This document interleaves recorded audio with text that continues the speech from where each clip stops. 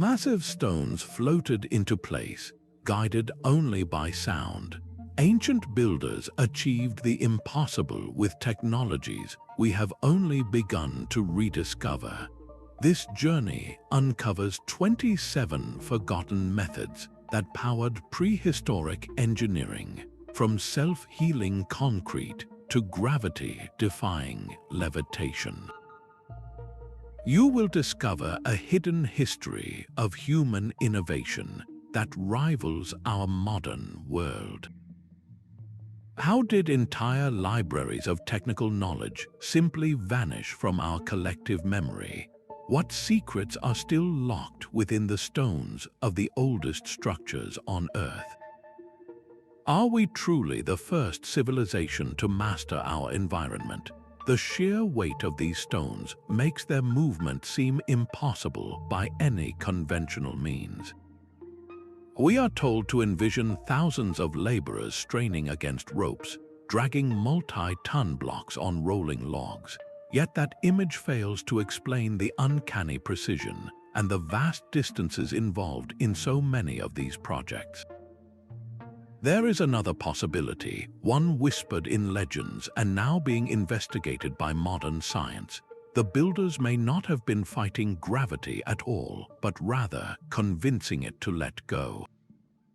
Stories from cultures around the world speak of a forgotten art, the use of sound to make the heaviest stones become light. Specific chants, the rhythmic beat of drums, or the pure tone from a carefully tuned instrument could, according to these tales, cause massive blocks to lose their weight, floating into place with an almost gentle guidance.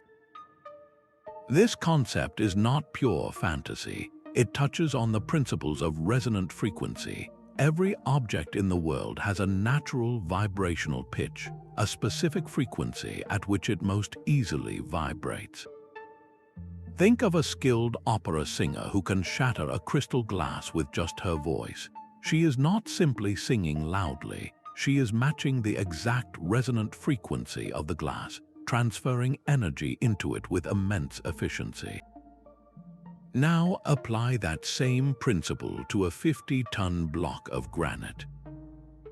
If ancient engineers discovered the resonant frequency of a specific stone, could they have used sound waves to essentially cancel out its weight, or at least dramatically reduce the friction between it and the ground? Modern experiments have shown this is theoretically possible, with acoustic levitation now used in labs to suspend tiny droplets of liquid in mid-air using nothing but carefully directed sound waves. Scaling this technology up to the level of a megalith remains beyond our current grasp, but the underlying physics is sound. Consider the great Moai statues of Easter Island. How did a people with limited resources transport these colossal figures, some weighing over 80 tons, across miles of rugged terrain from the quarry to their coastal platforms?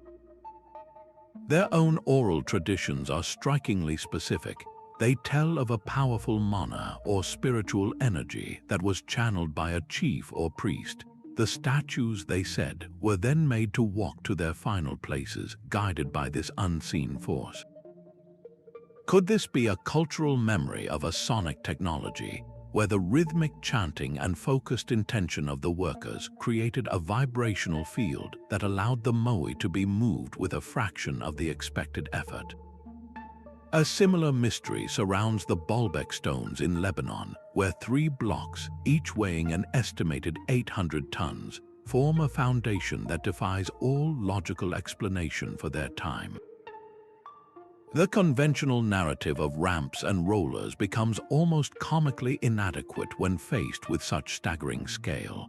The precision required to harness sound for such feats suggests these builders possessed a deep, intuitive understanding of their materials and the invisible energies that govern our world.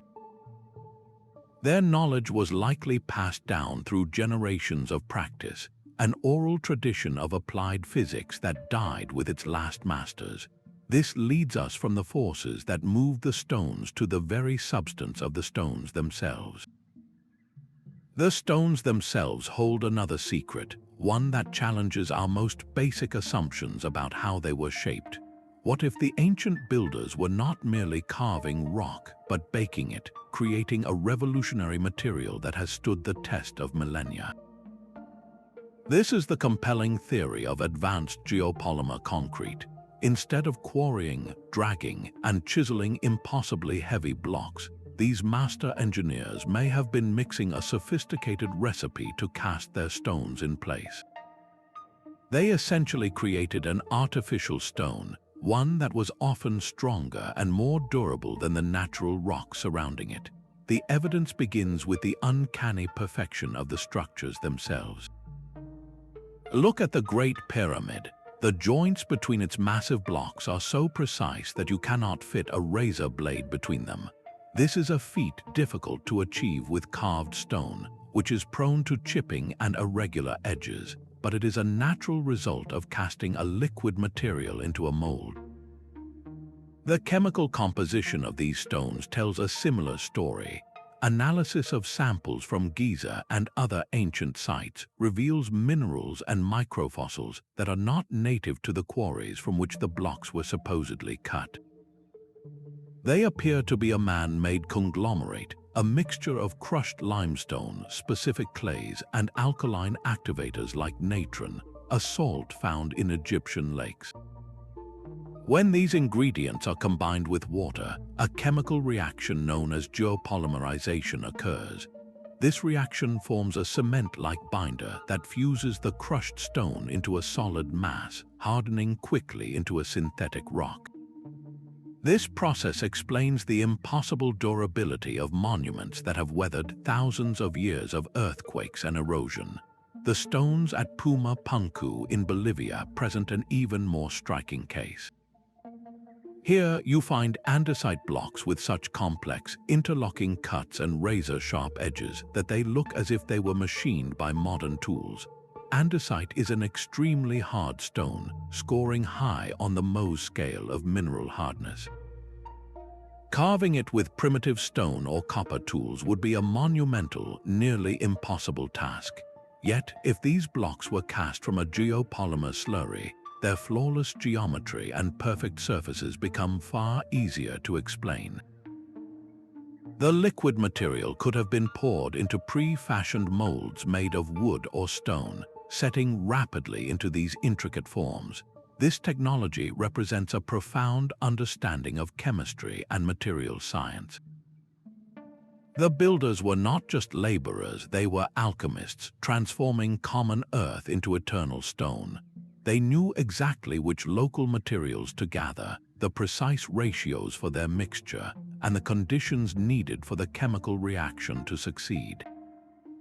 This knowledge would have been a closely guarded secret, a form of power as potent as any kingdom's army. What tools did they use to unlock this chemical power, and how did they apply it with such breathtaking scale? The evidence for this lost chemistry is etched in stone, quite literally, by tools of impossible precision. Deep within the Serapeum of Saqqara in Egypt lie granite sarcophagi so immense and perfectly polished they seem otherworldly. But it is the holes drilled into their lids that truly confound explanation. These are not rough, hand-bored openings. They are clean, circular shafts drilled directly into solid black granite, one of the hardest stones on Earth. The walls of these holes are marked by consistent, deep spiral grooves, a telltale signature that reveals a drill bit was fed into the rock with immense, steady pressure and a rotational speed we would normally associate with modern machinery. The spacing of these grooves indicates the drill was removing material at a rate that would be difficult to achieve even with today's power tools. This level of workmanship suggests the ancient Egyptians possessed drill bits tipped with a substance harder than granite itself. The most likely candidate is a form of diamond or corundum, the mineral that forms rubies and sapphires set into the edge of a copper or bronze tube. These tubular drills would not have been used alone. They would have been fed with a constant stream of an abrasive slurry, a wet paste of water, and a hard, crushed grit like emery or even diamond dust. As the tube was spun, this abrasive paste did the actual cutting, grinding away a narrow ring of stone to create the hole.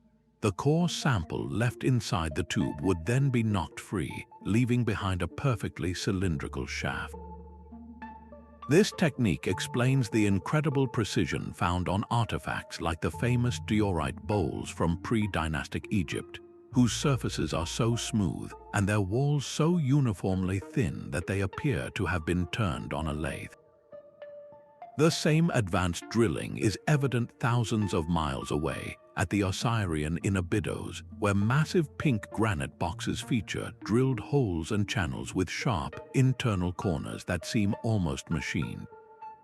Modern engineers who have studied these artifacts note the tolerances are within thousandths of an inch, a level of accuracy that should have been impossible for a society lacking electricity and precision tooling. How did they spin a drill with such force and stability? The answer may lie in a combination of sophisticated bow-driven mechanisms and large, weighted flywheels to maintain constant rotational momentum. This was not brute force, it was applied physics of the highest order. The knowledge required to shape the very bones of the earth with such finesse leads us directly to the next mystery, the methods they used to cut and finish these colossal stones. The same sonic principles that may have lifted stones could also have sliced them apart. Legends from across the globe speak of sacred chants and the blast of ritual horns causing mountains to split and rocks to cleave with a clean, sharp fracture. This is not magic, but the cutting-edge application of harmonic resonance. Every material has a fundamental frequency, a specific vibrational pitch at which it naturally wants to oscillate. When exposed to that exact frequency, the energy transfer becomes immense, amplifying microscopic stresses until the object vibrates itself to pieces. An opera singer shattering a glass is a perfect, small-scale demonstration of this destructive potential. Now envision that power scaled up and focused, aimed not at a delicate crystal but at a granite cliff face. The builders would have needed to find the precise resonant frequency for that specific type of stone. Once identified, that tone could be produced and amplified, perhaps by a large, tuned horn or a plucked monolith acting as a massive tuning fork. The sound waves would travel through the rock, finding every microscopic weakness and natural crystalline boundary, causing the stone to fracture along perfectly straight, predetermined lines. This would explain the impossibly smooth, almost polished cuts seen at sites like Ollantaytambo in Peru, where massive andesite blocks look as if they were sliced with a cosmic laser, their surfaces appearing melted or fused. The polygonal walls of Sacsayhuaman present another profound mystery. These enormous stones fit together in a complex, jigsaw-like pattern with such tight, interlocking joints that they have withstood centuries of earthquakes. Conventional tools could never achieve such seamless, multi-angled connections. But if the builders used focused sound to fracture the rock, they could have exploited its natural cleavage planes, guiding the break with uncanny precision to create these unique puzzle piece shapes. Inside the dark chambers of Indian temples like the Kailasa at Ellora, intricate designs and flowing sculptures are carved directly from the living rock. The sheer volume of stone removed is staggering, and the detail is breathtaking. The use of resonant vibration could explain how such delicate work was accomplished, potentially using smaller, handheld sonic devices to essentially vibrate the stone into a fine powder at the point of contact, allowing for the carving of flowing patterns that would be nearly impossible with a hammer and chisel. What kind of instruments could generate such controlled, powerful frequencies? The technology might have been deceptively simple, perhaps large bronze discs struck to create a sustained ring, or massive, hollowed-out wooden logs that acted as acoustic amplifiers. These would be the prehistoric equivalents of our modern ultrasonic cutters, which today use high-frequency vibration to cleanly slice through materials like titanium and glass. The knowledge to harness sound as a tool represents a forgotten chapter in physics, a mastery over the invisible forces that bind matter itself. This command over vibrational energy leads us to wonder what other natural forces they learn to control, perhaps even the very weather around them. The same command over vibration suggests a people who saw the world not as a collection of separate objects, but as a single, interconnected system of energy. They learned to tap into the planet's own immense power source, turning the Earth's fiery heart into a tool for creation. Deep beneath the ground, a vast reservoir of heat offers a constant, renewable source of energy. Ancient engineers may have built their forges directly over the veins of this planetary fire, using geothermal vents and hot springs to fuel furnaces that could reach temperatures once thought impossible for their time. On the island of Crete, the advanced Minoan civilization constructed workshops near active thermal areas. Here, they could have channeled superheated steam or built furnaces with direct access to volcanic heat, creating a stable, high-temperature environment perfect for smelting copper and tin into bronze. This was not a sporadic bonfire, but a controlled, industrial-scale operation powered by the Earth itself. Achieving the consistent heat needed to produce high-quality metal alloys is incredibly difficult with charcoal alone. The process requires maintaining temperatures over 1,000 degrees Celsius for extended periods, a tremendous fuel-consuming task, but by situating their metalworking centers in geothermally active zones, these ancient smiths solved the energy problem in the most elegant way possible. They plugged their industry directly into the planet. The technical knowledge required is staggering. It meant understanding geology to locate the most potent heat sources and engineering to design systems that could control and direct that raw power. They might have used a series of clay or stone ducts to channel hot gases from fumaroles directly into their furnace chambers, or designed kilns that used geothermal heat to preheat air, creating a far more efficient combustion cycle. This mastery of sustainable energy could explain artifacts that defy conventional timelines. Consider the Iron Pillar of Delhi, a massive wrought iron column that has stood for over 16 centuries without a speck of rust. Creating such a pure, phosphorus-rich iron would have required a smelting process of exceptional control and sustained high heat, a feat far more achievable with a geothermal-powered forge than with a simple, wood-burning furnace. This was not primitive metallurgy, it was a sophisticated alchemy of earth and fire. The builders were not just using rocks, they were listening to the planet's whispers and harnessing its roar to transform raw ore into resilient metal. This deep, symbiotic relationship with natural forces points toward an even greater architectural ambition, one that required moving and shaping the landscape itself. The sheer coordination of animal and machine reveals a different kind of genius, one of organized force. Beyond simple brute strength, prehistoric engineers designed complex systems of ropes, pulleys, and gears specifically for the power of oxen and other large animals. Historical carvings from Assyria and Egypt do not show chaos. They depict orderly teams of animals walking in circles, turning massive capstans. These were the prehistoric equivalent of industrial winches, converting the circular pull of an animal into a direct lifting force. The real innovation was the block and tackle, a system of multiple pulleys that created an immense mechanical advantage.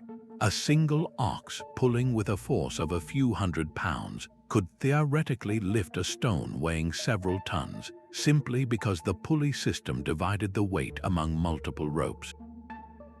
Each additional pulley in the system dramatically reduced the effort required, trading distance for force.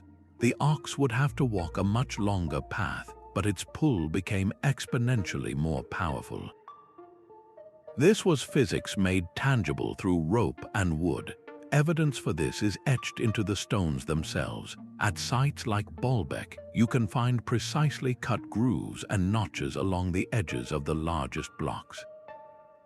These are not decorative, they are the anchor points for ropes designed to prevent the immense cables from slipping under load. Archaeological digs near ancient quarries and construction sites often reveal large deposits of animal bones, particularly from oxen, suggesting these animals were not just food, but a vital, integrated part of the construction workforce, fed and maintained on a massive scale. The transport of an Egyptian obelisk was a breathtaking feat of this organized animal power. A single granite needle weighing over 300 tons would be loaded onto a massive wooden barge. Once at its destination, it was maneuvered onto a prepared ramp of sand and earth. Teams of oxen, harnessed to a network of ropes threaded through heavy wooden pulleys, would slowly, incrementally winch the obelisk upright. This was not a sudden heave, but a controlled, patient process of mechanical advantage, a symphony of lowing oxen and creaking ropes. The same principles were applied to the construction of Roman aqueducts, where animal-powered cranes hoisted perfectly cut stones high into the air to form those iconic arches. This level of coordination demanded more than just strong animals. It required specialized knowledge. The trainers who understood animal behavior, the rope makers who crafted cables from hemp or papyrus that could withstand unbelievable tension, and the master riggers who knew exactly how to secure a load were as crucial as the engineers. This intricate organization of labor and resources on such a vast scale points to a society with a deep understanding of logistics, a skill that would be utterly essential for the next great challenge, managing the flow of water itself. Managing the lifeblood of an entire civilization required more than just digging ditches. In the sprawling cities of the Indus Valley, a network of hydraulic genius flowed beneath the streets. At Mohenjo-Daro, archaeologists found not a haphazard system, but a meticulously planned grid of baked clay pipes, covered drains, and sophisticated sedimentation tanks. Wastewater from homes was channeled into main conduits, where these tanks allowed heavier solids to settle out before the cleaner water continued on its journey. This was not just basic sanitation, it was a profound understanding of public health and environmental engineering, all achieved thousands of years before the modern era. They even designed clever overflow channels to prevent flooding during the monsoon rains, demonstrating a foresight that rivals our own urban planning. The principles were elegantly simple, relying entirely on gravity. Builders would survey the land with incredible accuracy, calculating the gentlest, most consistent slope needed to keep water moving steadily across vast distances. A slope too steep would cause erosion and burst the channels, while one too shallow would allow the water to stagnate. They mastered this balance perfectly. In ancient Persia, engineers confronted a different challenge, an arid landscape where surface water was a fleeting luxury. Their solution was the Qanat, a breathtaking feat of underground tunneling. Teams of workers would dig a series of vertical shafts down into the side of a mountain, tapping a hidden aquifer deep within the earth. Then, from miles away in the foothills, they would carve a gently sloping underground channel back to those shafts, connecting them to create a continuous, gravity-fed tunnel that delivered a constant, cool stream of water to the surface below. This system required an almost supernatural ability to visualize the landscape in 3 dimensions, to know exactly where to dig to find water and how to guide it across miles of unseen terrain. The Qanat did not just supply water, it created life, enabling agriculture and sustaining cities in the heart of the desert. This same reverence for water is etched into the stones of Angkor Wat. Here, the Khmer Empire constructed vast reservoirs known as barrays and an intricate network of canals that acted as both transportation routes and a massive water management system. Their elaborate water temples were not merely places of worship, they were the control centers for this hydraulic landscape, regulating the flow for rice cultivation and preventing the devastating floods that could wipe out a harvest. The scale of their hydrological understanding is staggering, a testament to a civilization that saw water as a sacred force to be harnessed with precision and respect. The maintenance of these sprawling networks over generations points to a highly organized society with specialized knowledge passed down through guilds of water masters. How did they keep miles of underground channels from collapsing or clear blockages without modern tools? Their enduring legacy is a powerful reminder that the control of water has always been the foundation of power and prosperity. This mastery over fluid dynamics and chemical reactions finds its ultimate expression in a material that shaped the ancient world, a stone that was not quarried but poured. Some buildings from the ancient world seem to defy decay, their stones knitting themselves back together over time. This is not a myth, but a forgotten technology of self-healing concrete, a material infused with life itself. The secret lies not in the stone, but in what the builders mixed into it.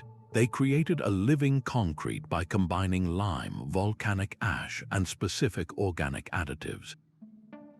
When tiny cracks eventually form and water seeps in, it activates dormant bacteria embedded within the matrix. These microorganisms, perhaps spores of bacillus bacteria, then feed on the lime and organic matter, producing calcite as a waste product. This calcite, a form of limestone, crystallizes and fills the crack, sealing it shut permanently. It is a built-in repair system working automatically for centuries. The magnificent dome of the Pantheon in Rome stands as the ultimate testament to this technology.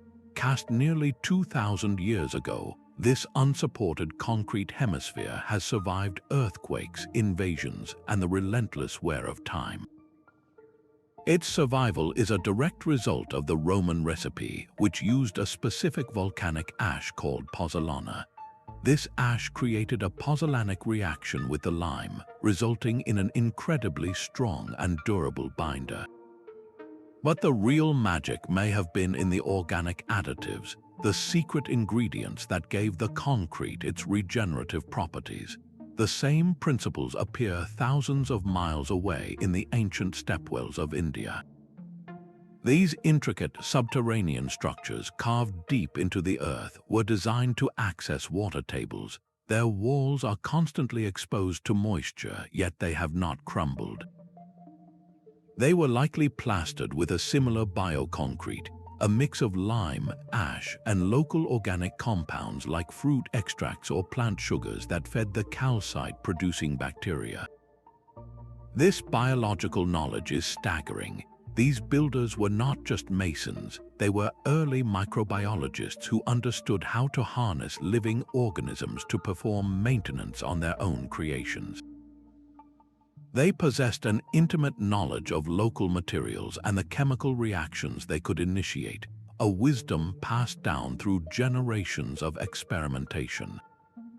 How did such a powerful recipe vanish from common use? The fall of empires and the loss of specialized guilds likely fractured this chain of knowledge, reducing a sophisticated science to a forgotten legend.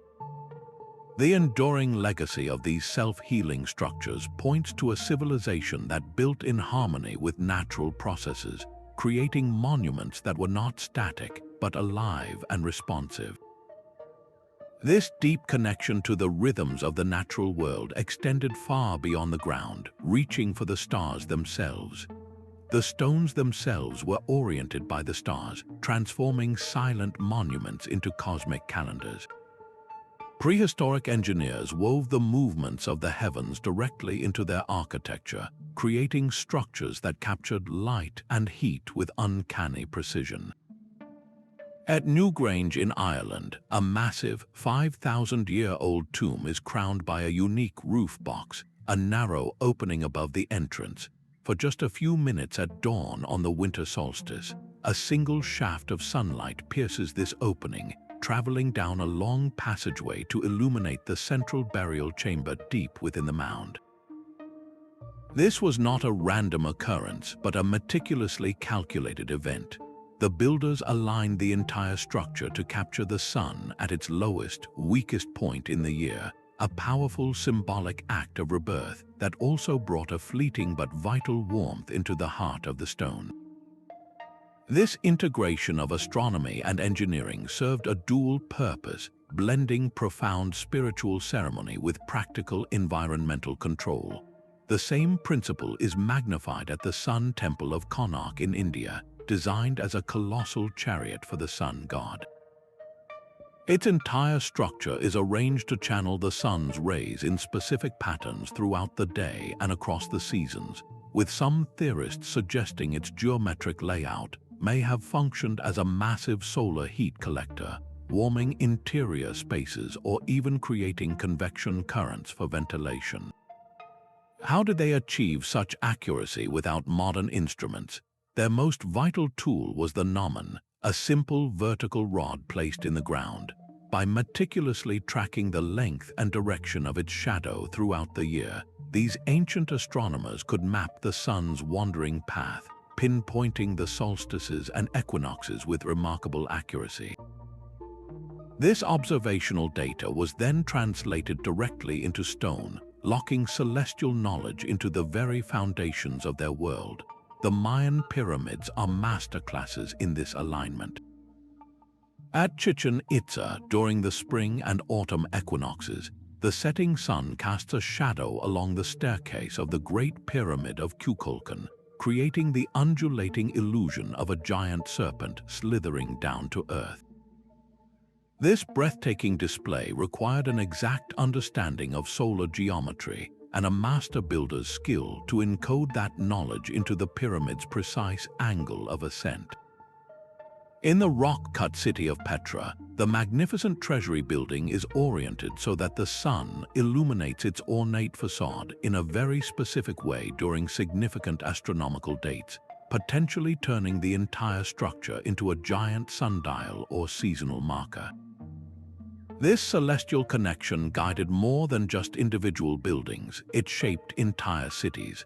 Urban planning was dictated by the cosmos, with main thoroughfares aligned to cardinal points derived from stellar observations, ensuring the city itself lived in rhythm with the universe.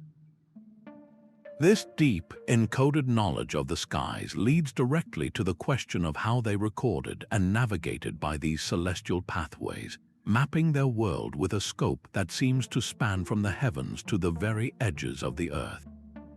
This meticulous mapping of the heavens was mirrored by an equally precise charting of the earth. Ancient engineers did not just build in harmony with the stars, they used celestial knowledge to draw the very grids upon which their empires were laid. The legendary straightness of Roman roads, stretching for thousands of miles across continents, is not a product of chance, but of a sophisticated science of land measurement. These roads were not mere paths, they were engineered lifelines of conquest and trade, and their construction began with the work of the agrimensors, the Roman land surveyors. These specialists used an instrument called a groma, a simple yet brilliant device consisting of a vertical staff with a crossarm. From each arm hung a plumb bob, creating a set of perfect vertical references. By sighting across these weighted lines, a surveyor could establish perfectly straight lines and right angles across any terrain, laying out the route with unwavering accuracy. Their work was so precise that deviations over many miles are often measured in just a few feet. This mastery of geometry on a continental scale required more than just tools. It demanded a standardized system of measurement and a deep understanding of ratios. Across the world, from the Andes to the Nile, we see evidence of knotted ropes. These were not just lengths of cord, they were portable calculators. By tying knots at specific, standardized intervals, surveyors could quickly measure distances and, more importantly, create perfect triangles using Pythagorean ratios like 3-4-5. Stretching the rope to form a triangle with sides of 3, 4, and 5 units automatically creates a perfect right angle, the fundamental building block for laying out square foundations and straight roads. This simple tool allowed teams to replicate complex geometric principles anywhere in the field, turning the landscape into a mathematical diagram. In China, this geodetic genius took a different form with the south-pointing chariot. This was a complex mechanical compass, a two-wheeled vehicle on which a figure was mounted. Through an ingenious system of differential gears, the figure's arm would always point south, no matter which way the chariot was turned. This was not a magnetic compass, but a geared one, maintaining its orientation through pure mechanics. It provided a constant, reliable reference for orienting entire cities and long boundary walls, demonstrating a mechanical aptitude that feels centuries ahead of its time. The grand city of Teotihuacan in Mexico stands as a monumental testament to this global impulse. Its central avenue, the Street of the Dead, and its massive pyramids are not aligned to true north, but to a point 15 degrees east of north. This was not an error. This specific alignment corresponds with the peak of the Cerro Gordo mountain on the horizon, and also tracks the path of the Pleiades star cluster. The entire urban plan is a massive map, integrating celestial movements with the local topography in a single, breathtaking act of geodetic art. The ability to coordinate such projects over hundreds of square miles reveals a society with a bird's-eye view of their world, an administrative vision that could only be achieved through advanced cartography and a shared language of measurement. This profound connection to the land, this ability to see its hidden geometry, naturally extended to the very materials they used to build upon it. The strength of ancient structures often came not from the stone alone, but from the invisible bonds that held them together. Long before synthetic epoxies, engineers perfected powerful adhesives from the forests around them. They discovered that heating birch bark in a low-oxygen environment produced a thick black tar, a substance with remarkable waterproof and adhesive properties. Archaeological evidence shows Neanderthals were using this birch bark tar to affix stone spearheads to wooden shafts as far back as 200,000 years ago. This was not a chance discovery, but a deliberate chemical process, an early form of pyrolysis that required carefully controlled conditions to distill the useful tar from the raw bark. The knowledge of how to transform a simple tree into a powerful glue represents one of humanity's earliest forays into applied organic chemistry. This tradition of bioadhesives was refined to an art in ancient Egypt. Here, craftsmen created complex resin-based mortars for assembling coffins and furniture, and even used animal collagen glues for veneering and inlay work. These bonds were so durable that they remained intact for millennia within sealed tombs, protecting priceless artifacts from the ravages of time. The recipes were often sophisticated blends, mixing pine resin with beeswax to adjust flexibility, or adding charcoal as a filler to improve grip and durability. The Vikings took this maritime chemistry to the open sea. They used a thick, tar-like substance, a concoction of pine pitch and animal fats, to caulk the planks of their longships. This flexible, waterproof sealant was essential for making their vessels seaworthy, allowing them to withstand the relentless pounding of North Atlantic waves. How did these ancient chemists perfect their formulas? It was a process of generations of observation and experimentation. They learned which trees produced the best resins, the ideal temperatures for extraction, and the precise additives that would give the final product the right balance of strength, flexibility, and resistance to the elements. This knowledge turned common plants into industrial materials, creating bonds that often outlasted the very wood and stone they held together. These natural glues worked in perfect concert with the physical joinery of the structures, creating a dual-layered security that has proven incredibly resilient. This reliance on flexible, fibrous materials points toward another hidden technology, one where woven strength reinforced the very bones of their world.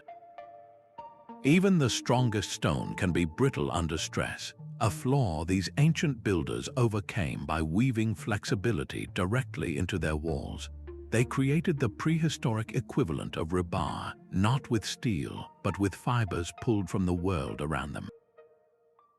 By mixing tough, woven strands of hemp, flax, or palm into their mud plaster and adobe, they produced a composite material that could bend without breaking. This gave their structures a remarkable resilience against the two great enemies of all architecture, earthquakes and time. The evidence is woven into the ruins themselves. In the Andes, archaeologists studying ancient adobe walls found the ghostly impressions of grassy ropes embedded within the clay. These were not accidental inclusions. Builders would construct a wooden frame and then weave a tight network of ropes back and forth across it, creating a flexible skeleton. They would then pack this frame with mud bricks or poured adobe, effectively laminating the wall with a fibrous web. When the ground shook, this internal mesh held the earthen wall together, allowing it to sway and absorb the energy rather than shattering into dust. This same principle appears in the ancient mud brick structures of the Middle East, where layers of matting made from reeds or palm fronds were laid between courses of bricks. These textile layers acted as shock absorbers, distributing stress and preventing cracks from propagating through the entire structure. This knowledge reached its zenith in the mortar of the Great Wall of China. The legendary sticky rice mortar, a recipe that included lime and rice porridge, was often reinforced with organic fibers. These tiny, dispersed threads created a form of primitive fiberglass within the cement, dramatically increasing its tensile strength and preventing it from crumbling under the immense weight of the stones or the freeze-thaw cycles of centuries. How did they perfect these weaving techniques? The answer lies in a technology they had already mastered for other purposes. The same sophisticated braiding and cordage used to create immense load-bearing ropes for their transport systems was adapted for construction. They understood that a tightly twisted, multi-ply rope could distribute a load far better than a single strand, and they applied this same logic to the fibers within their walls. In Anatolia, modern-day Turkey, the traditional homes built using this hemp-reinforced adobe have proven astonishingly resilient, surviving quakes that leveled modern concrete buildings next to them. The fibers work by creating millions of tiny bridges across the brittle matrix of the clay or mortar. When a crack begins to form, it encounters a network of these tough, flexible strands that hold the material together, blunting the crack's progress. This is the same fundamental principle used in modern composite materials like carbon fiber, where strength and flexibility are combined to create something greater than the sum of its parts. These ancient engineers were not just builders, they were weavers of stone and earth, creating structures that were alive with a hidden, fibrous strength. This deep integration of textile technology into their most permanent creations reveals a society that saw no separation between the craft of the loom and the science of the foundation, a unified knowledge that empowered them to move mountains and shape the very land. That same woven strength lifted stone into the sky, guided by the creak of wood and the strain of rope. The silent, patient power of the crane transformed the ancient landscape, turning ambition into architecture that scraped the heavens. The lever was the first great leap, a simple beam and fulcrum that allowed a single worker to pivot a weight far beyond their own strength. Yet the true revolution came with the combination of the winch and the pulley. A single fixed pulley merely changes the direction of a pull, but a system of multiple pulleys, a block and tackle, creates an immense mechanical advantage. Each additional rope supporting the load divides the weight, meaning a small team could hoist a multi-ton block with a steady, manageable effort. The Greeks perfected this with the polyspaston, a compound pulley system that could lift loads of several tons. Archaeological finds from Greek and Roman harbors include sheaves, the grooved wheels of pulleys made of durable boxwood or bronze, designed to minimize friction on the ropes.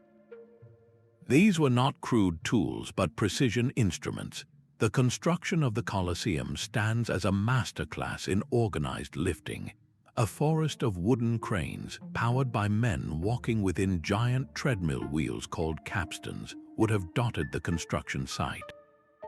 These treadmills converted the continuous, circular climb of laborers into a powerful, rotating force, operating winches that lifted heavy travertine stones hundreds of feet into the air to form the iconic arches. The Romans understood the critical importance of counterweights. To prevent a crane from tipping under an unbalanced load, they would use sacks of sand or pre-cut stones as ballast, carefully calculating the weight needed to stabilize the system. This was physics in action, a practical application of leverage and force. How did they ensure the safety of such operations? Ropes were meticulously inspected, woven from hemp or papyrus, and often waxed to resist moisture and fraying. Loads were carefully secured with specialized knots and slings, and the entire process was one of slow, incremental movement, not sudden heaves. The raising of the Egyptian obelisks demonstrates this patient power. After being transported on a barge, an obelisk was maneuvered onto a towering sand-filled ramp. A team would then slowly hoist it by its base, using a complex arrangement of ropes and pulleys, while laborers simultaneously excavated the sand from below, allowing gravity to help pivot the massive stone into its final, vertical position. This was a breathtakingly dangerous maneuver that required flawless coordination and an intimate understanding of load distribution. The groan of the ropes and the steady chant of the workers were the sounds of a technology that could redefine the skyline. This mastery over mechanical force, this ability to command the very air, would soon find its most dramatic expression in a power that could melt stone itself. The roar of a controlled inferno could reshape the very earth.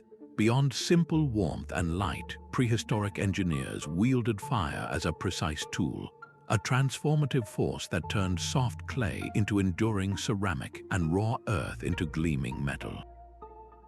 This was pyrotechnology, the science of directing heat with purpose and precision. In the highlands of Peru, ancient furnaces were not just bonfires, they were engineered environments. Builders stacked stones to create insulated chambers and carefully placed vents to control airflow, creating a forced draft that pushed temperatures high enough to smelt copper from ore. The remains of these sites, with their layers of slag and partially melted rock, tell a story of careful experimentation. They knew that too little air would smother the flames, while too much would cool the furnace, a delicate balance that required an intuitive grasp of combustion chemistry. This knowledge reached an industrial scale in China with the creation of the terracotta army.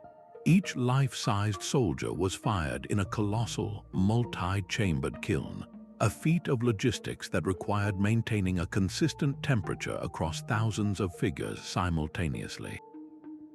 The artisans had to understand how to stack the unfired clay statues, how to channel the heat evenly, and how long to sustain the fire to achieve that signature hardness without causing the clay to warp or crack. Their success is a testament to a mastery of thermal dynamics that feels almost modern. In Scotland, the vitrified forts present a more mysterious application of this power. The stone ramparts of these hill forts were subjected to such intense, sustained heat that the granite blocks partially melted and fused together. This was not an act of destruction, but of construction. The resulting glassy slag acted as a powerful cement, binding the walls into a single, formidable mass. Achieving this required more than a wildfire. It demanded a carefully laid fuel mix and a controlled burn that could raise the temperature of solid stone past its melting point, a process that implies a deep, perhaps ritualistic, knowledge of stone's properties under extreme heat. Even the plaster floors of Mayan palaces reveal this fiery art.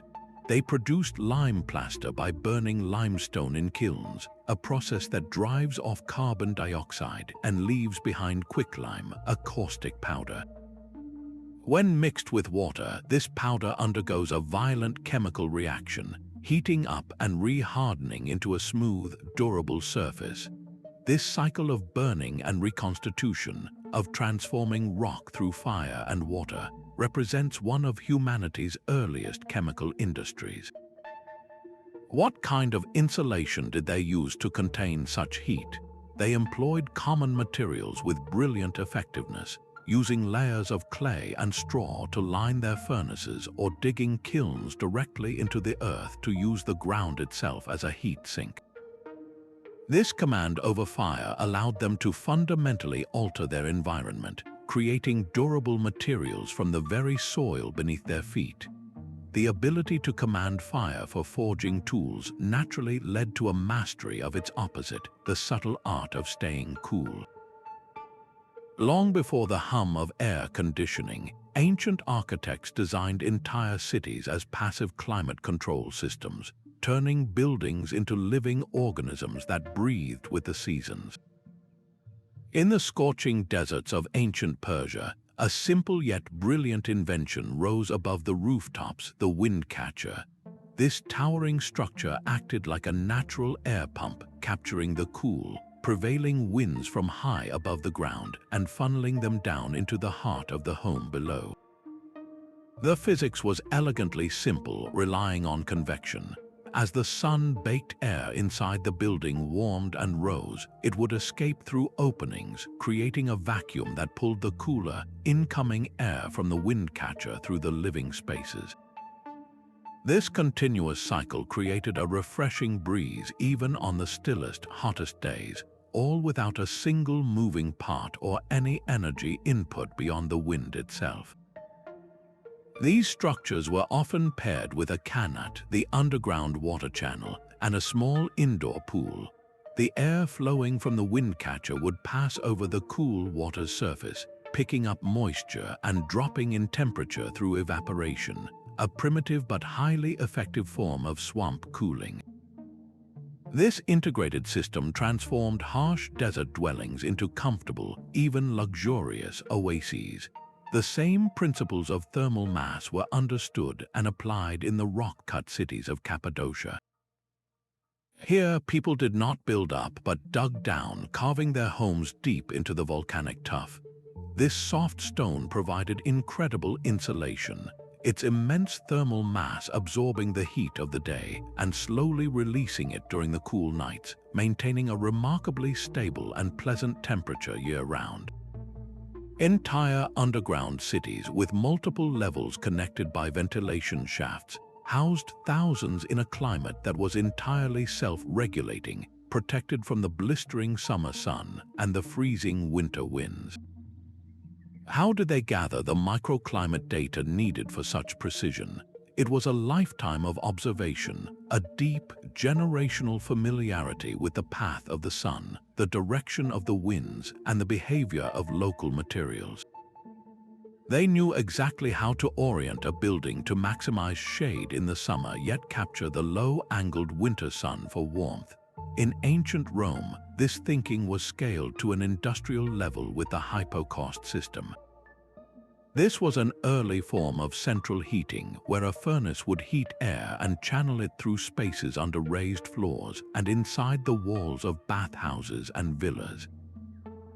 The heat would be absorbed by the thick tile and concrete, radiating gently into the rooms for hours after the fire below had died down. This was not just heating, it was the intelligent storage and release of thermal energy. Even the majestic stepwells of India served a dual climatic purpose. While they provided access to water, their deeply recessed, stair-stepped structures created vast, shaded underground zones where the temperature could be 10 to 15 degrees cooler than the surface.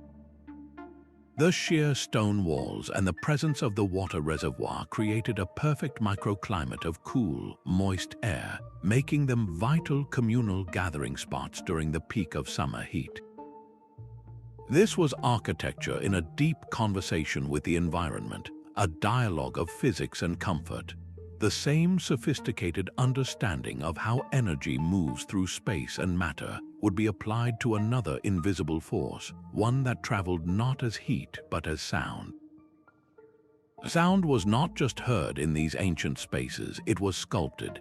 Deep within the temple of Kukulkan at Chichen Itza, a simple clap echoes strangely, returning not as a brief snap but as the distinct chirp of the sacred Quetzal bird. This was no accident of construction.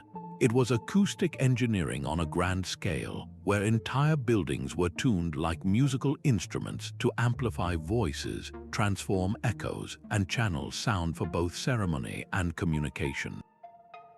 These builders understood that sound waves behave predictably, reflecting off hard surfaces and being focused by curved shapes. A whisper spoken at one focal point in a Mayan ball court could be heard clearly dozens of feet away at another, allowing for private communication amidst a roaring crowd. The design was so precise that modern acoustic studies mapping these sites reveal reverberation patterns that could only have been achieved through intentional, repeated experimentation.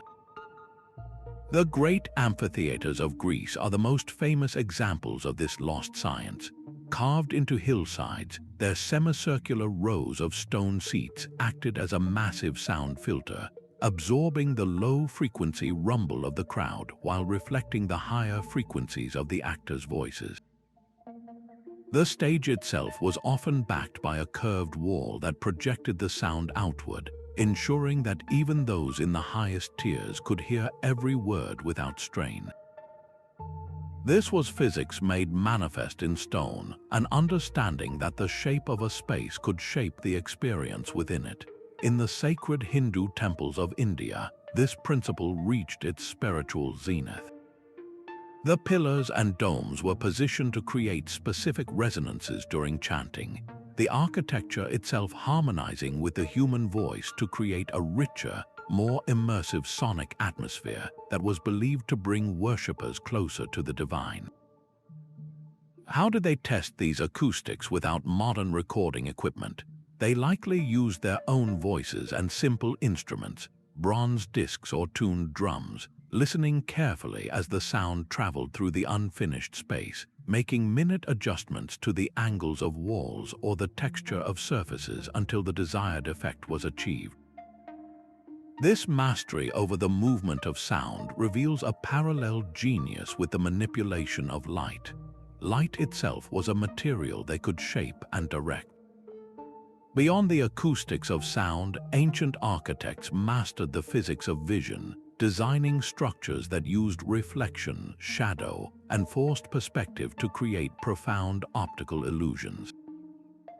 They understood that the human eye could be guided, and that light could be choreographed to serve both symbolic power and practical function. In the sun-blasted temples of ancient Egypt, this manipulation was a sacred science. Deep within the inner sanctums, where only the high priests could enter, narrow shafts were cut through hundreds of feet of stone.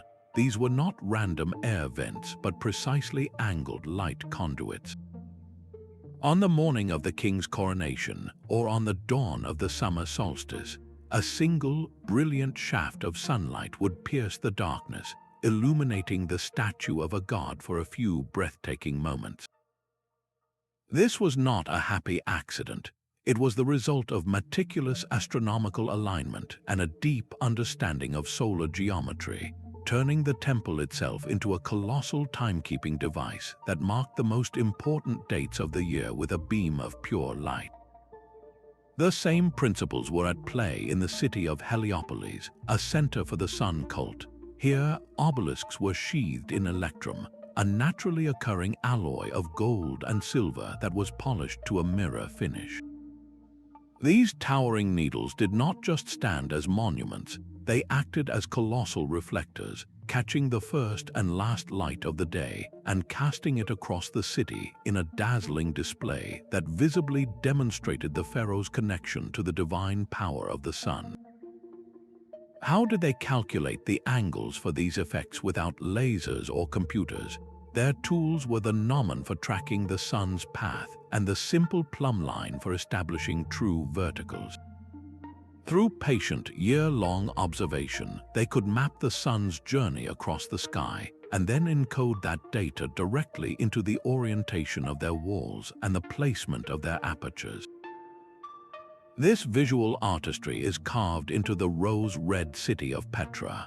The facade of the treasury is not a flat plane. It is sculpted with recesses and protrusions that interact with the desert sun. At different times of day, the play of light and shadow across its surface accentuates certain figures and obscures others, creating a dynamic, changing appearance that makes the structure seem alive.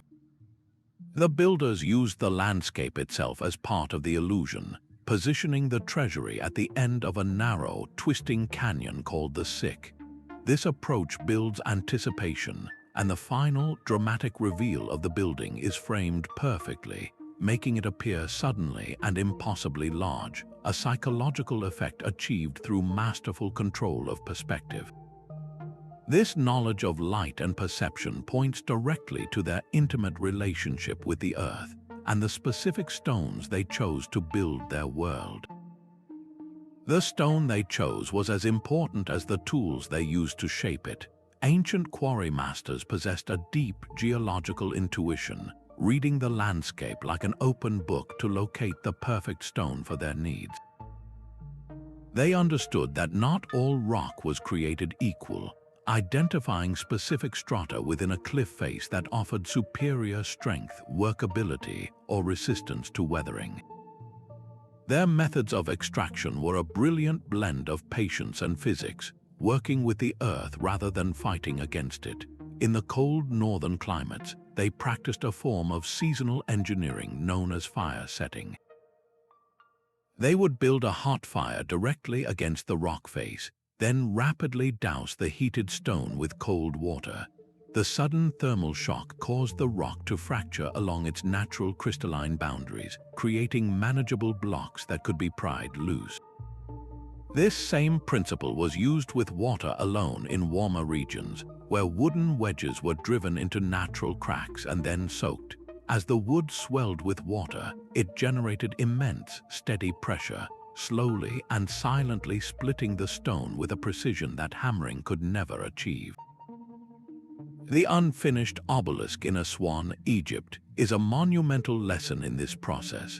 This colossal needle of red granite, still attached to the bedrock, shows exactly how workers carved deep trenches around its perimeter, then lay on their backs to undercut it, likely using a combination of dolerite ball hammers and water-swollen wedges to pop it free from the quarry floor. Its abandonment due to a fatal crack discovered late in the process reveals both the staggering ambition and the ever-present risks of their craft. At Grimes Graves in England, Neolithic miners dug deep shafts over 30 feet into the chalk to reach a specific layer of flawless black flint. They used the shoulder blades of deer as shovels and lamps fueled by animal fat to illuminate the tunnels, all to procure the finest material for tools and weapons. This was not random digging, it was a targeted excavation for a premium resource. The famous Carrara marble quarries in Italy, though later perfected by the Romans, have roots in this prehistoric understanding. Quarrymen knew to follow the distinctive white veins through the mountain, selecting blocks with the purest composition and fewest internal flaws for the most important sculptures and buildings. How did they know where to look? They were the original geologists surveying the land for surface outcrops and understanding how different stones behaved under stress. The perfect hexagonal basalt columns of the Giant's Causeway in Northern Ireland are a natural formation, but ancient builders recognized the inherent strength and modular nature of such columns, quarrying similar prismatic basalt elsewhere to build with these interlocking, naturally shaped blocks. This strategic resource management formed the backbone of vast trade networks. A specific type of obsidian from Anatolia could be found hundreds of miles away, while distinctive blue stone from Wales was transported to Stonehenge. The quarry was the first link in a chain that connected continents, a testament to a world already bound by commerce and a shared hunger for the perfect stone. These quarries were the starting points for supply chains that spanned the globe. The perfect stone was useless if it could not reach the builder's hands, and this demand gave rise to the 19th forgotten technology, a web of long-distance trade networks that moved mountains one block at a time. These were not simple barter between neighbors, but complex exchange systems that transported rare stones, essential metals, and specialized tools across continents, fueling engineering projects with a diversity of materials that should have been impossible for their time.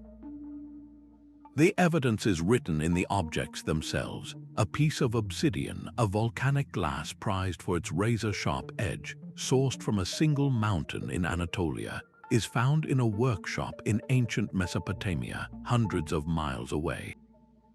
This black glass did not walk there. It traveled on the backs of donkeys in caravans or in the hulls of boats that skirted the coastline, passing through the hands of countless traders who each knew only one small segment of the route. This was a relay race of resources where trust and established relationships were as vital as the strength of the pack animals. The legendary Silk Road was preceded by routes just as vital, like the Amber Road, which carried fossilized tree resin from the cold Baltic shores all the way to the warm courts of Mycenaean Greece. This golden material, found in the royal tombs of warriors, was more than just jewelry. It was a status symbol that proved a king's reach extended to the very edges of the known world. The logistics were staggering. How did a merchant from the north negotiate with a palace guard who spoke a different language? They relied on standardized weights, on universal signs of value, and on a shared understanding of desire. In Egypt, the pharaohs craved the fragrant, rot-resistant wood of the Lebanese cedar, a timber strong enough for their sacred solar boats and grand palaces. Egyptian reliefs show vast fleets of ships returning from Byblos, their decks piled high with these massive logs, a maritime operation that required skilled sailors and carefully negotiated treaties with the city-states of the Levant. This was not plunder, it was diplomacy, a delicate dance of gifts and promises that ensured the flow of materials continued for generations. The protection of these routes was paramount. A caravan laden with copper ingots was a tempting target for bandits. This necessitated not just armed guards, but safe passage agreements with the tribes whose territories the routes crossed, turning potential enemies into paid allies. Outposts and way stations sprang up along these paths, providing water, food, and rest, creating the first international infrastructure. The very existence of these networks reveals a prehistoric world that was deeply interconnected, where an architect in Mohenjo-Daro could design with materials whose origin was a distant legend. This seamless coordination of people, goods, and information across such vast distances points to a final, overarching technology, the sophisticated organizational system that made it all possible. The stones fit together because they were all cut from the same pattern. Universal units of length, volume, and weight formed the invisible language of prehistoric engineering, a system of standardized measurement that allowed master builders to think on a continental scale. A worker in a quarry hundreds of miles from a construction site could shape a block with absolute confidence that it would lock perfectly into place upon arrival, because everyone was using the same ruler. This was modular design in its most powerful form, the prehistoric equivalent of prefabrication. The most famous of these ancient rulers was the Egyptian royal cubit, a unit of length standardized to about 20.5 inches. It was not an arbitrary number. The cubit was derived from the length of the pharaoh's forearm, from his elbow to the tip of his middle finger, making it a unit of measurement literally based on human scale. But its true genius lay in its subdivisions into palms and digits, creating a flexible, fractional system that could measure everything from the grand sweep of a pyramid's base to the delicate joinery of a sarcophagus. This consistency is what gave the Great Pyramid its breathtaking geometric perfection. Every block was a multiple or a fraction of the master unit, allowing for an assembly process of staggering efficiency and precision. This same principle of uniformity appears far earlier and farther away in the Indus Valley civilization. Their cities, like Mohenjo-Daro, were laid out on a strict grid plan, and their most common building block was a fired brick with remarkably consistent proportions. The ratio of the brick's length to its width to its thickness was a perfect 4:2:1. This modular design meant that bricks from different kilns, perhaps even from different cities, were completely interchangeable. Walls could rise quickly and uniformly, and the entire urban infrastructure, from drains to wells, could be built to the same exacting standard. But how did they ensure this ruler in Egypt was the same as the one used in a distant quarry? The standard was maintained through physical master copies, meticulously crafted rods of granite or wood kept in temples and under the guard of priests. These were the national standards, the ultimate reference against which all other cubit sticks were measured.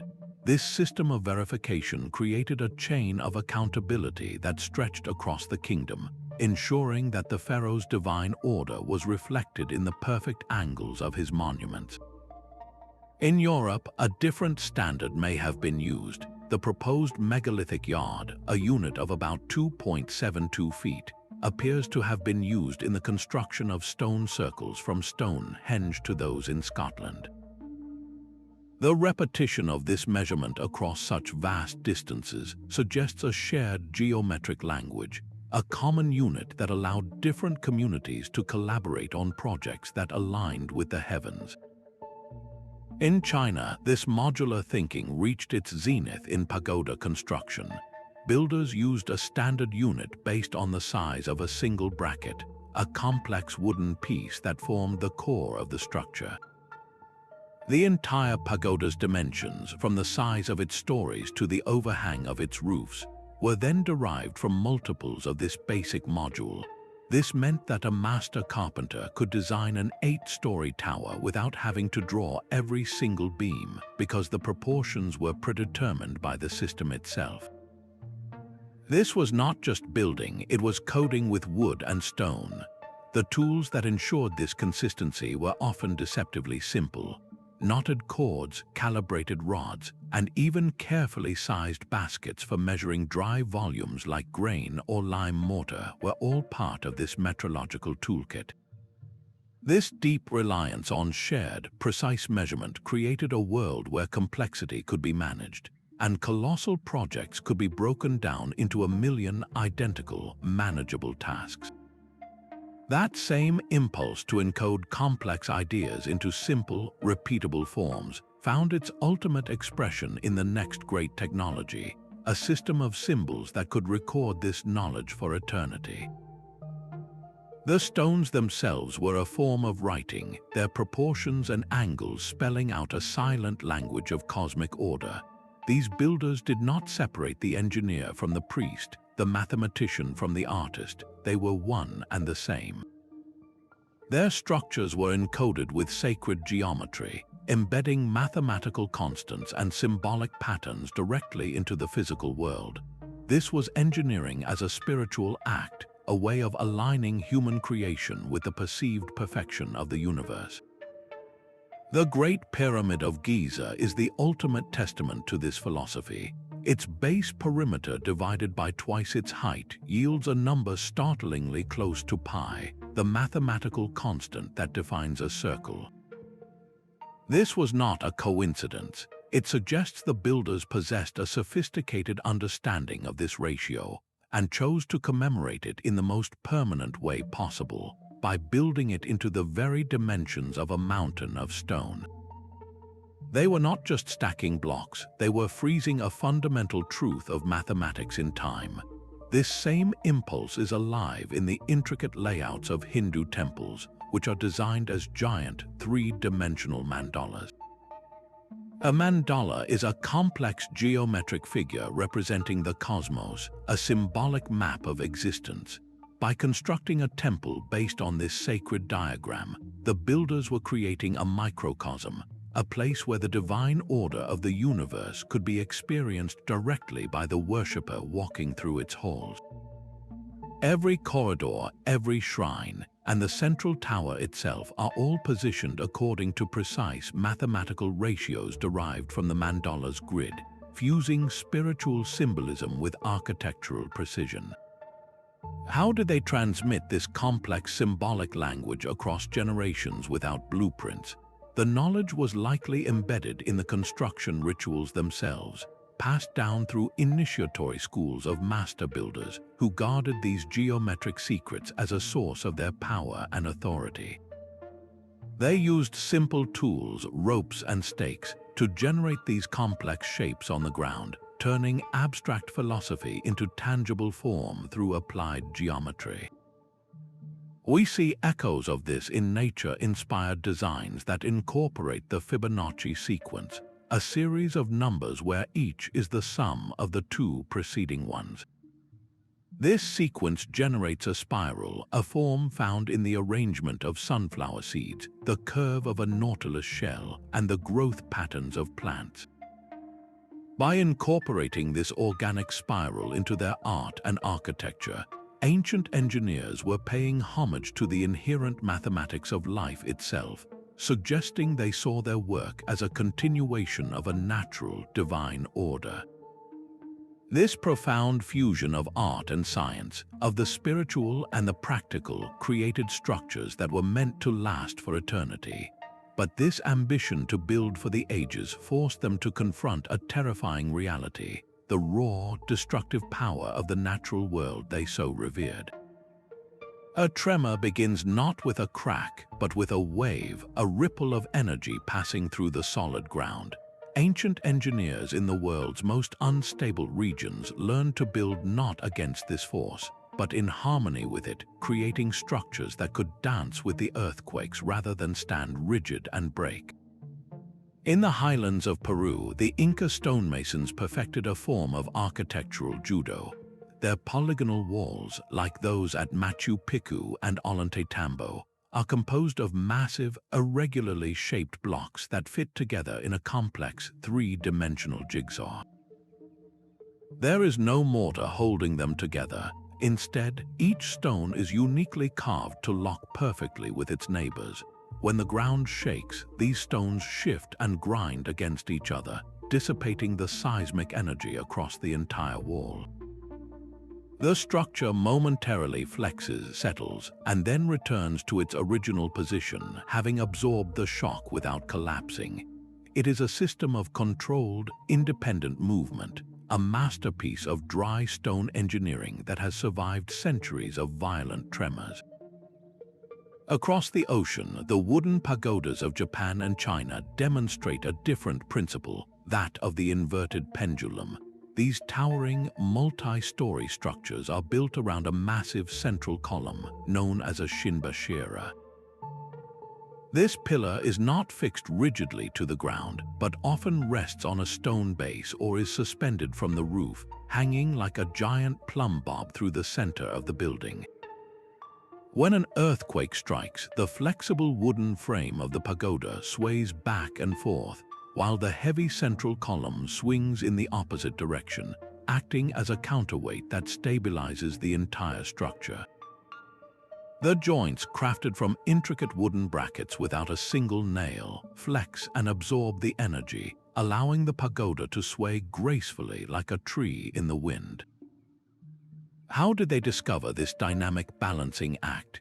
It was born from generations of observing how flexible materials like bamboo and wood survived storms that toppled rigid structures. In the Minoan palaces of Crete, such as Knossos, builders used a shock-absorbing foundation technique. They constructed walls with a double layer of stone, filling the cavity between them with a mix of loose rubble, clay, and earth. During an earthquake, this rubble core would shift and compress, acting as a dampening layer that isolated the upper walls from the violent motions of the ground below. This same principle of flexible foundations appears in the traditional Ottoman houses of Turkey, where heavy timber frames are designed to rock on their stone bases, preventing the buildup of destructive stress. These were not random acts of construction, but empirical solutions born from tragic necessity. After each temblor, the survivors would have studied the ruins, noting which walls fell and which ones stood. They saw that monolithic, rigid structures shattered, while those with flexibility, with joints that could move, endured. This profound understanding of dynamics, of kinetic energy and inertia, saved countless lives. This resilience in the face of the shaking earth was a form of engineering deeply connected to the flow of water, another fluid and powerful force they had already learned to master. Beneath the sun-scorched surface of ancient Persia, a hidden river flowed. This was the miracle of the Qanat, a subterranean aqueduct that turned barren deserts into flourishing gardens. Its design was a masterpiece of patient engineering, relying entirely on gravity to deliver a constant, cool stream of water from a distant mountain aquifer to the arid plains below. The construction began with the discovery of a water-bearing layer deep within a foothill. From that point, crews would dig a series of vertical shafts down to the water table, each one marking the path of the future tunnel. Then, starting miles away at the desired outlet in the valley, teams would begin carving the gently sloping channel backward, connecting each of the access shafts to create a continuous underground conduit. The slope was the most critical calculation, a drop of just 1 meter for every 1,000 meters of length, enough to keep the water moving steadily without eroding the tunnel walls. This was a monumental undertaking, a project that could take generations to complete, with workers toiling in darkness, passing baskets of earth up through the shafts to the surface. The knowledge required was immense. The master builders, known as muqannis, had to possess an almost supernatural ability to visualize the landscape in 3 dimensions, to know exactly where to dig to find the hidden water, and how to maintain that perfect, invisible grade across miles of unseen terrain. This technology did not remain a Persian secret. It traveled along trade routes adopted and adapted by countless cultures. The Romans built their own versions, and in the deserts of western China, the Aigha people constructed vast Kharez systems that sustained oasis cities along the Silk Road for over 2,000 years. In North Africa, the same principle was used in the Fagara networks, which brought life to settlements in the Sahara. How did they keep these dark, cramped tunnels from collapsing over centuries? Maintenance was a constant, dangerous task, with specialized cleaners who would descend to clear silt and repair supports, ensuring the life-giving flow never ceased. This deep mastery over the flow of water reveals a civilization that understood how to harness one invisible force, setting the stage for their command over another, the relentless power of the wind. The relentless wind was not just a force to be weathered, but a tireless, invisible engine. Long before the spinning white turbines of the modern era, ancient engineers built machines that caught the breeze, transforming its kinetic energy into the grinding of grain and the breath of cool air. In the arid plains of 7th century Persia, the earliest known windmills rose like giants from the dust. These were not the familiar horizontal windmills of Europe, but vertical axis designs with sails made of bundled reeds or cloth that spun around a central, vertical post. Their primary purpose was practical and vital, grinding grain into flour and drawing water from deep wells for irrigation. The genius of their design lay in its direct response to the environment. The winds in that region were often strong and unpredictable, shifting direction without warning. The vertical axis meant the sails could catch the wind from any compass point, making the machine incredibly efficient and self-adjusting. It was a perfect marriage of form and function, a renewable power source that helped sustain life in a challenging landscape. This same principle of capturing air movement was scaled down and brought indoors with the wind catchers of the Middle East. These towering structures, often seen in ancient Persian architecture, were more than just decorative features. They were sophisticated ventilation systems designed to capture the slightest breeze high above the hot, still streets and funnel it down into the heart of a building. By harnessing the pressure difference between the cooler, faster-moving air at the top and the warmer, denser air inside, they created a continuous, natural airflow. This passive cooling system often directed air over a Qanat-fed pool of water, chilling it further through evaporation and turning sweltering interiors into comfortable refuges. The aerodynamic principles were not limited to the land. The same understanding that shaped a wind catcher's scoop was applied to the billowing sails of ancient ships. Egyptian, Phoenician, and Greek mariners did not just hang sheets of cloth. They carefully designed their sails to act as airfoils, creating lift and propulsion much like a modern airplane wing.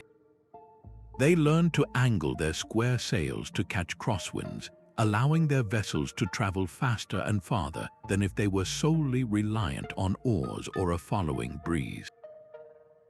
This mastery of wind power enabled the vast trade networks that connected the ancient world, carrying not only goods but also the very ideas that fueled engineering progress. Even underground, the wind was put to work. In deep mines across the ancient world, ventilation was a matter of life and death. Miners would construct fires at the base of one shaft, using the heat to create an updraft that would then pull fresh air down through a second, connected shaft, creating a life-saving circulation of air. This clever use of thermal dynamics to move air presaged more complex devices, like the legendary wind-driven organ of ancient Greece, said to be powered by the wind itself to produce haunting, automated music. How did they optimize these inventions across such varied environments? It was a process of intense local observation and adaptation. A windmill design that worked on the open plains of Persia would be useless in the gusty, confined valleys of Greece. Builders became students of the microclimate, tailoring the angle of a sail, the height of a wind catcher, or the size of a ventilation shaft to the unique character of the local winds. This deep, intuitive grasp of aerodynamics and sustainable energy points toward a final frontier of ancient innovation, one that occurred not on the grand scale of architecture, but in the subtle, transformative realm of chemistry. Chemical knowledge became a shield against the relentless decay of time. Ancient artisans transformed common plants and minerals into powerful preservatives, creating treatments that protected wood, leather, and stone from rot and water with an almost magical efficacy. They understood the destructive power of moisture and microbes, and they developed sophisticated chemical defenses from the world around them. The Egyptian practice of mummification stands as the ultimate testament to this preservative art. It was not a mysterious ritual, but a precise scientific process. they used natron, a naturally occurring salt harvested from dry lake beds, to desiccate the body completely, drawing out all moisture that bacteria needed to thrive. Then they sealed the tissues with heated resins from pine and pistachio trees, creating a waterproof, antibacterial shell that protected the body for millennia. This was not guesswork. It was a repeatable chemical procedure born from centuries of observation and experimentation with local materials. The same protective instinct was applied to their ships and buildings. They discovered that boiling birch bark or certain types of pine produced a thick, sticky tar. This substance was a marvel of organic chemistry, a complex mix of hydrocarbons that was utterly impervious to water. The Vikings mastered this technology, using it to coat the planks of their longships, caulking the seams to make them watertight and protecting the wood from the rotting embrace of the sea. How did they discover the exact temperature and oxygen levels needed to distill this perfect sealant? It was a slow, generational refinement of pyrotechnology, learning to control fire not for forging but for chemical extraction. Even their written records were fortified with chemistry. Scribes in countless cultures dipped their precious papyrus or parchment scrolls in baths of cedar oil or coated them in beeswax. These natural lipids created a barrier that repelled water, insects, and fungal growth, ensuring that knowledge, like the pharaohs, would survive the ages. In ancient India, builders mixed lime with fermented extracts from local fruits like the jaggery palm. This created a plaster that was not only strong but also highly water-resistant, a crucial feature for structures exposed to torrential monsoon rains. What experiments led to these durable solutions? It was a process of trial and error conducted over generations. An artisan would notice that a hide soaked in a tea made from oak galls became tough and rot-resistant, leading to the use of tannins for leather curing. Another would observe that a wall painted with a milk and lime wash shed water beautifully, leading to the development of durable, breathable, waterproof plasters. This chemical expertise was a form of practical alchemy, a deep understanding of how to manipulate organic and mineral substances to defy the elements.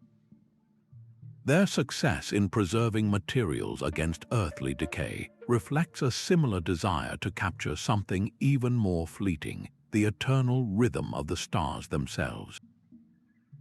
The stars were not just points of light, but the clockwork of their world.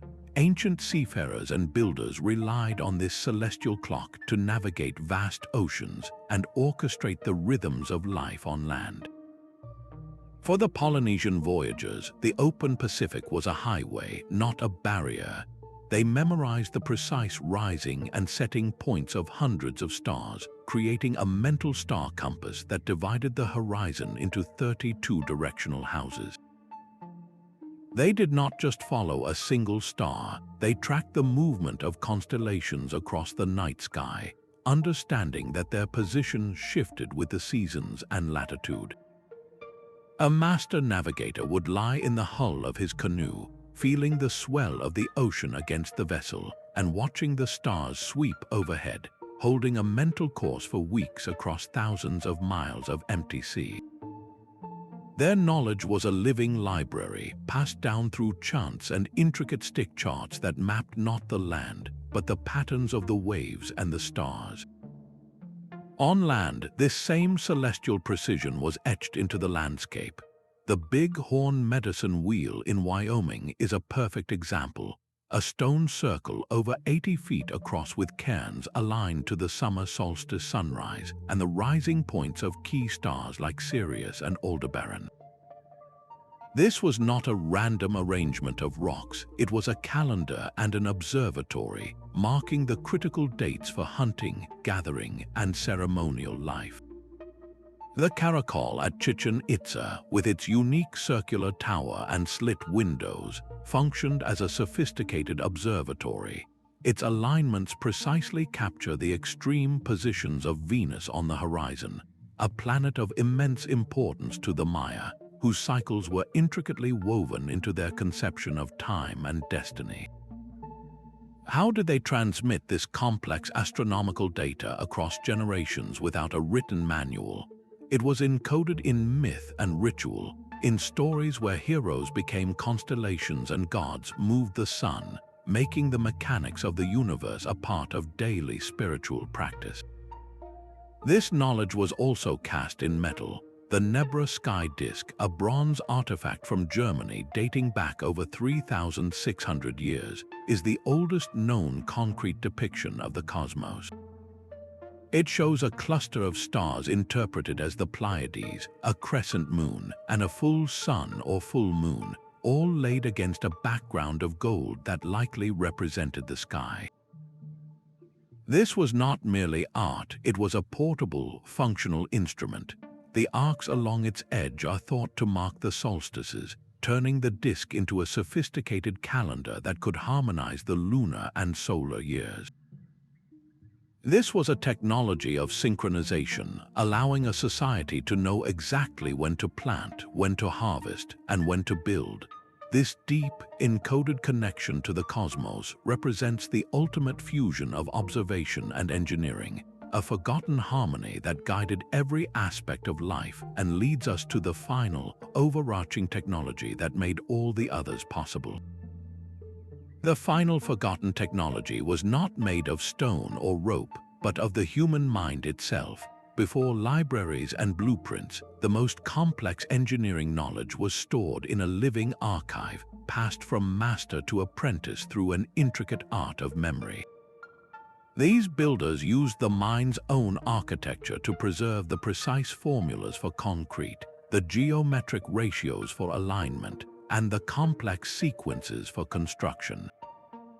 They transformed technical data into vibrant stories, sacred chants, and mental maps, ensuring that a civilization's most vital secrets could not be burned, lost, or stolen, only forgotten if the last keeper fell silent. This was the lost art of memory palaces and oral transmission.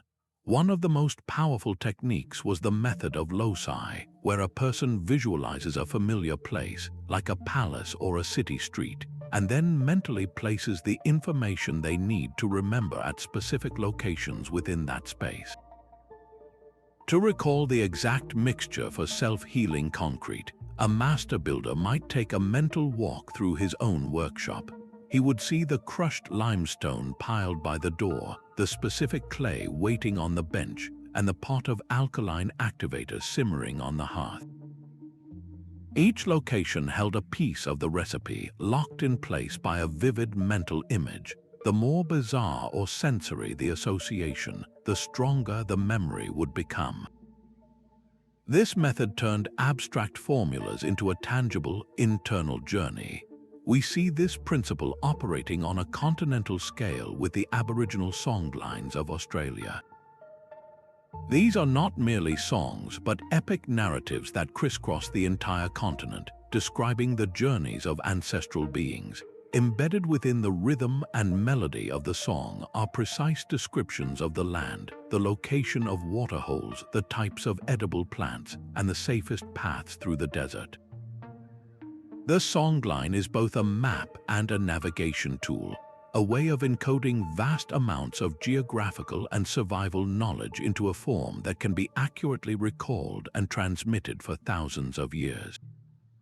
The melody itself acts as a mnemonic trigger, ensuring that the information is passed down without a single word being changed. Similarly, the ancient Vedic priests of India preserved texts thousands of pages long with perfect fidelity through a system of ritual recitation.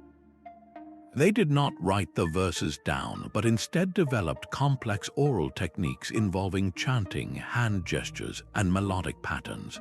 The text was recited in multiple ways, forwards, backwards, and with words interwoven, creating a redundant, self-checking system that made errors virtually impossible. This same obsessive precision would have been applied to the sacred geometry of temple construction or the chemical recipes for preservative resins. The knowledge was too important to be left to chance. How was this vast library of technical skills maintained across generations? The answer lies in a rigorous system of apprenticeship and ceremony. A young initiate would not simply be told how to mix mortar. He would participate in the ritual of its creation, hearing the chants, performing the movements, and feeling the materials until the process was etched into his muscle memory and his mind. The ceremony surrounding the laying of a foundation stone or the raising of an obelisk was not just for show. It was a multi-sensory lesson, reinforcing every critical step through drama, song, and shared experience. The master was not just teaching a skill, he was implanting a living database. This system created an unbroken chain of knowledge, but it was also incredibly fragile. When a civilization was disrupted, when masters died without worthy successors, or when the ceremonial schools were disbanded, the chain was broken, the memory palaces crumbled, and the songs fell silent. The stones remained, but the intelligence that placed them there vanished into silence. We are left with the magnificent, impossible results of this lost technology, forever wondering what other secrets were carried in the minds of the last great builders. These forgotten technologies formed a single, unified system. Knowledge of sound could not be separated from the chemistry of stone, and celestial observation was as vital as the quarrying of rock. This was not a collection of random discoveries, but a deeply interconnected web of understanding, where progress in one field directly fueled innovation in another. The alignment of a temple with a star required the same precise measurement used to lay out a city's water channels. The Geopolymer recipe for artificial stone demanded the same controlled heat needed to smelt metal for tools. Each piece of the puzzle supported and enhanced the others, creating a resilient and sustainable model for civilization. The great hydraulic systems of the Khmer or the Indus Valley did not exist in isolation. They provided the stable food supply and public health necessary to support the immense, specialized labor force that could then dedicate years to raising a pyramid or carving a temple from a cliff. The astronomical alignments of Newgrange or Chichen Itza were not merely spiritual. They were practical calendars that dictated the agricultural cycles, which in turn fed the populations that built these very structures. Spiritual belief, scientific observation, and engineering pragmatism were woven from the same thread. This holistic thinking created a powerful form of sustainability. By building with the resonant frequencies of stone, they minimized the brute force needed for transport. By weaving flexible fibers into their walls, they created structures that maintained themselves through earthquakes. By using wind and geothermal energy, they powered their industries without depleting local forests. They saw the world as a set of relationships, not a list of resources to be conquered. Their approach was adaptive, not prescriptive. The same principle of mechanical advantage from pulleys was scaled from a hand-held drill to a colossal treadmill crane. The understanding of water's flow guided both the micro-design of a pipe in Mohenjo-Daro and the macro-engineering of a Persian Qanat stretching for miles.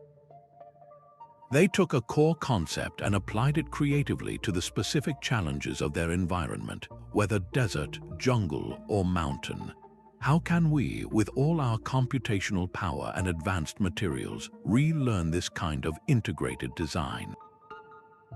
Modern engineering often operates in silos, with specialists focused on narrow domains.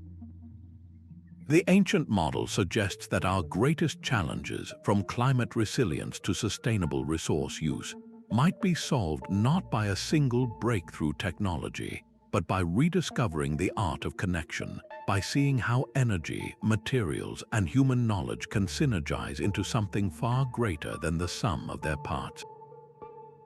This seamless integration makes its sudden disappearance from history all the more puzzling. Our journey through these 27 forgotten technologies reveals a world far from primitive, a world where human ingenuity turned sound into a crane and chemistry into stone.